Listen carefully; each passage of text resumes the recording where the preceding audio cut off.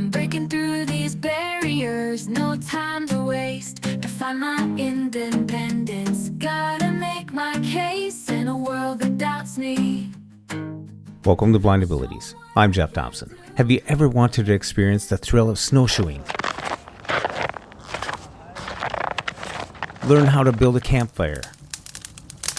Or master winter hiking skills? In this special podcast episode, we take you on a journey where State Services for the Blind, SSB, partnered with Wilderness Inquiry to create an unforgettable winter experience for blind and visually impaired students. Here in Minnesota, February can be downright cold, but on this day, we are enjoying temperatures nearly 40 degrees warmer than what we had just 2 days before.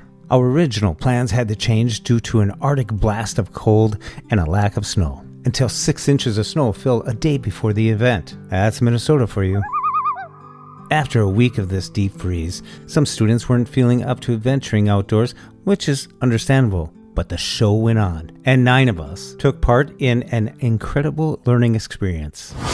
My name is Stu, one of the staff members with Wilderness Inquiry. My name is Pip.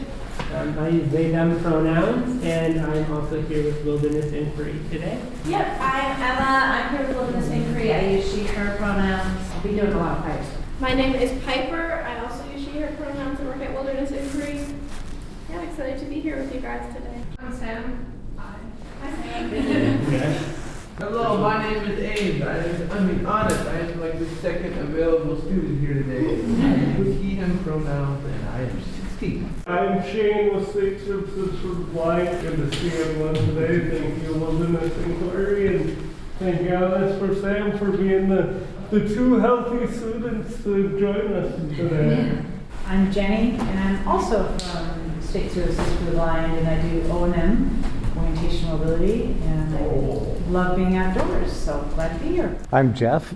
I working with State Services for the Blind to capture some moments and stuff from the event. I was with the group last fall when they did the canoe trip down to St. Croix, and I'm not 16. We explored hiking with snowshoes, dressing properly for winter weather, building campfires, and understanding the science of fire. One of the highlights was learning how to start a fire with just using a metal striker to create sparks. Students carefully scraped metal, sending sparks onto a cotton ball coated with petroleum jelly. Oh, I would switch that around too. So this You're making sparks. Yeah, just make the sparks happen. Ooh. What? Falling in the right place. Oh, yeah. Nice job. Oh my god. Okay. You'll sleep warm tonight. Oh, you got it. I did? Yeah. We learned about the essentials of fire, air, fuel, and a spark, and how materials like dried leaves and kindling help build a strong flame. So while we're warming up by the fire, we can start talking about like the concept of fire. Do you know what elements are necessary for making a fire? Air, oxygen is one of them. There's 3. Wood, fuel, wood and fuel, and then Flame? I don't know. excellent. You do know. You got all 3 of them. Yeah. So you need a spark, oxygen, and fuel in order to have a fire. And so there's different shapes that you can have for making a fire. One is a log cabin. So if you like put both of your fingers and overlap them, it's kind of like how a log cabin is. My favorite form of fire because it doesn't really fall down. The other way is a teepee, where you stack all of the wood together so it kind of forms like a cone or a triangle or a teepee shape. What's the difference between a teepee and a tent? A teepee and a tent. Well, in our case, I guess you could call it like a tent shape of fire. But the difference between a teepee and a tent, I think there's like teepees are from native people. So I think to be defined as a teepee, you have to be using like sort of animal skins. And it's more traditional in practice, and they're faster to put up and take down, I think, and they're warmer. Yeah, aren't they taller? So they still put in teepees even though it was like as cold as -10 degrees out there? Teepees can be really warm. And so teepees is also like referred to as a bonfire, and different shapes of fire have different purposes. So that log cabin one, which is more flat and low, it's also wider. So it's best for if you want to do any cooking over the campfire because it distributes the heat more evenly.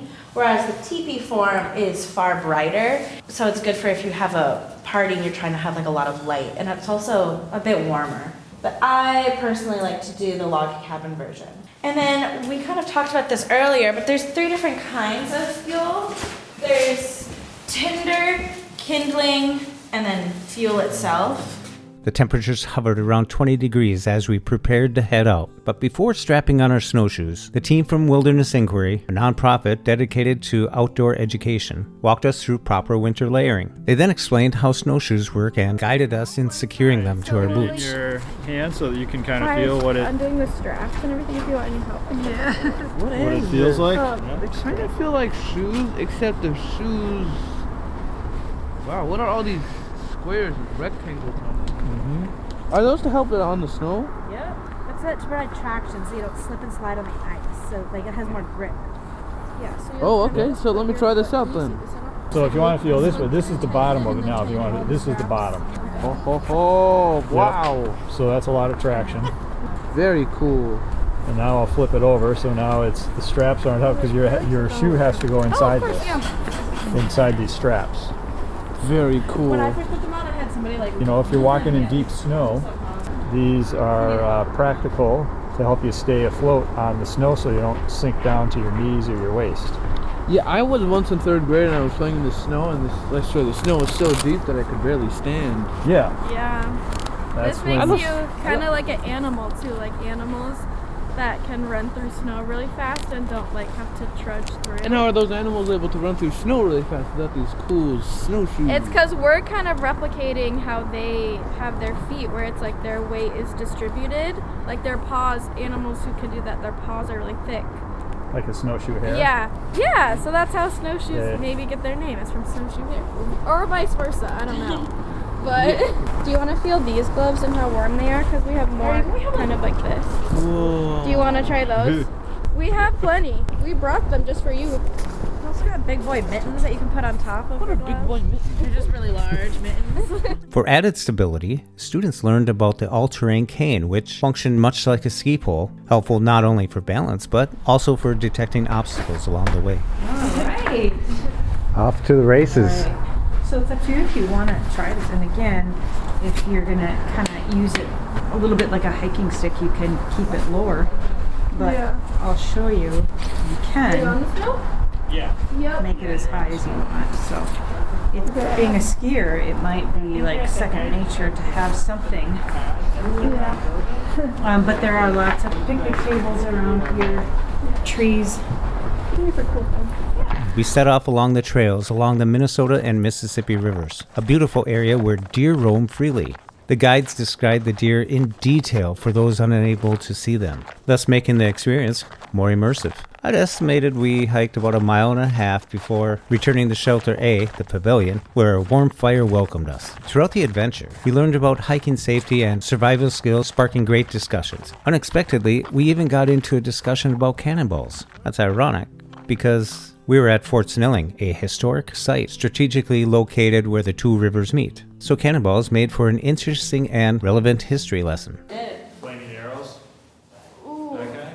I'm not an expert at flaming arrows, but I think that you like attach something that's like flammable, like tinder, to like the front of the arrow, set it aflame, and like set it out via your bow. So kind of like the medieval version of the cannonball. Where, Right. yeah. Yeah. Does a cannonball use fire? What is it? Cannonball is like a big heavy metal ball that's inside sort of like a hollow cylinder. It with an explosion. So it has gunpowder at the back and a fuse, and you light the fuse that lights the gunpowder, and then that projects the cannonball forward. At Fort Snelling, at a different part of this very One particular engaging activity was creating a tactile map using a Velcro-based mapping device. This allowed students to explore the area by touch, identifying key landmarks such as the shelter, the river, picnic tables, and the open spaces around us. Oh, so this is where we are at. Exactly. Oh, so tell me if I get these correct. This is where we are, and this is the area we're snowshoeing in. These are all the picnic tables. This is the river lying outside of everything. And this is the trail, and then these are toilets. Excellent. Yep. So where we're snowshoeing, is it in front of you or behind you? Okay, I think it's in front of me. Exactly, because here's where you are. After our snowshoe trek, hot chocolate was in order. But before we could truly relax, the students had one last challenge, starting their own fires to roast marshmallows for s'mores. I'm gonna hand anybody who wants to try something called a ferro rod, and there's one half that at the end has a metal sort of cylinder coming off of it, and then on the other end it'll have a really flat piece.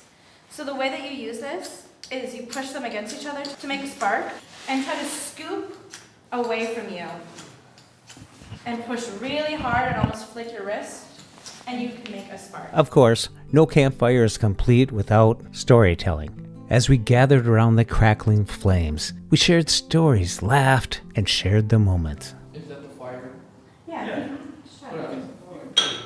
Oh, you have to put it a little bit more forward. It's about 2 feet in front of you is where the pin is. Give it a little bit of toss forwards. Almost made it.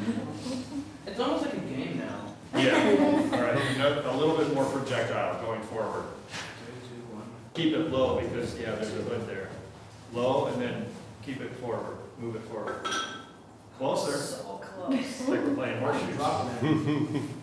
Like you gotta really launch it going forward. Okay, I'll try to launch it like a cannonball. Yep. Yeah. Bingo. Nice. Going into this moment, I wasn't sure what to expect. I was there to capture moments for this podcast, but I walked away with a much deeper experience. Being outdoors, away from screens, and the monotony of daily routines gave us a chance to connect, not just with nature, but with each other. We learned about wildlife, survival skills, and the possibilities that open up when we step outside our comfort zones. I had never started a fire with just a spark, nor had I snowshoed in the wild using modern equipment. This event was both educational and empowering, proving that when we learn the right techniques, there's so much we can accomplish. I feel fortunate to have attended this winter adventure, just as I did the late summer canoeing trip on the St. Croix River with Wilderness Inquiry and State Services for the Blind, SSB. If you want to stay up to date on events like this, be sure to check out State Services for the Blind's website and take advantage of the incredible opportunities that they offer. To learn more about how State Services can support your independence, contact Shane at shane.desantis@state.mn.us. That's shane.desantis@state.mn.us. Or call Shane at 651-385-5205. He'd love to hear from you. Be sure to contact your State Services for the Blind, your Voc Rehab, and find out what they can do for you. Live, work, read, succeed. When we share what we see through each other's eyes, we can then begin to bridge the gap between the limited expectations and the reality of blind abilities. And the realities of blind abilities.